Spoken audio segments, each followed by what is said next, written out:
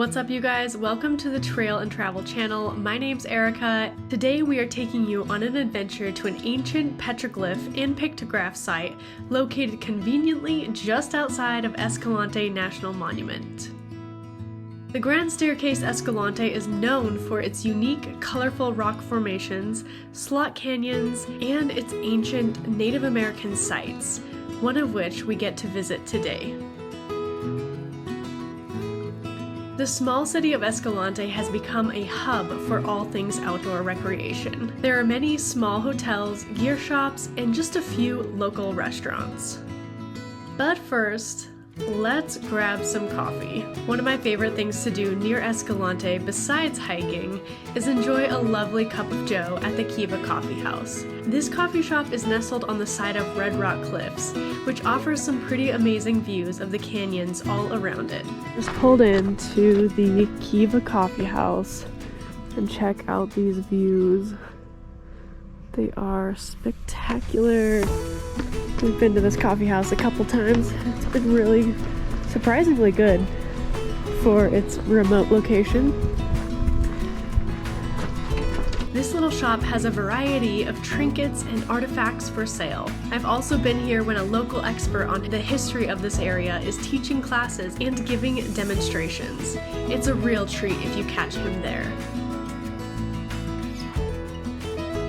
Though we are visiting mid-April, it appears spring has not yet reached this area yet. Breakfast is served. Just have an Americano with honey and half and half. And this is a vanilla raspberry scone. Where I've got a boysenberry muffin to go. Wow. I'm always pleasantly surprised with the coffee here. We're literally in the middle of nowhere and they have decent coffee. I feel like I haven't had a scone this good in a long time. After a delicious breakfast, we drove right down the street to the parking lot of 100 Hands Pictograph. I embarked on what I thought was the trail, but quickly realized that it was not the right trail. On my way back to the car, I spotted some markings on the rocks up in the cliffs above. However, I didn't see a trail or any way to get there. As we were about to leave, we found the trail was directly off of somebody's driveway. Brock and I jumped out of the car and we began to climb this hill. This is a very short hike, maybe a mile there and back. This hike could be a great spot to explore with the family, but be sure to keep your eye on the kids as there are many cliffs.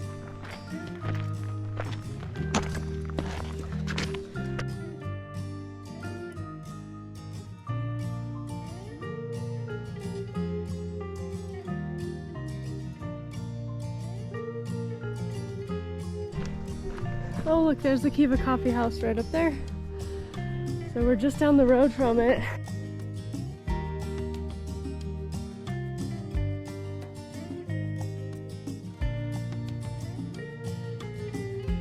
Before going to the petroglyphs, we decided to walk over and see the canyon below. Before coming upon the pictographs, you will reach a heavily graffitied petroglyph panel. There they are.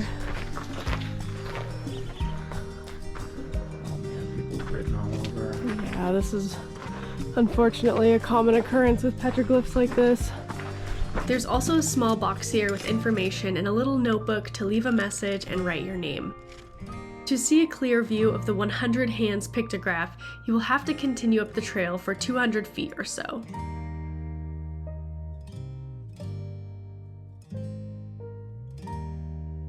I believe it is possible to climb up to these beautiful markings.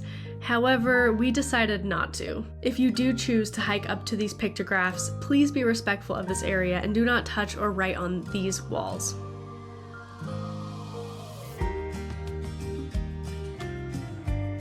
The petroglyph panel has already been beaten and battered with graffiti. This is blatantly disrespectful to the history of the generations of people who lived here.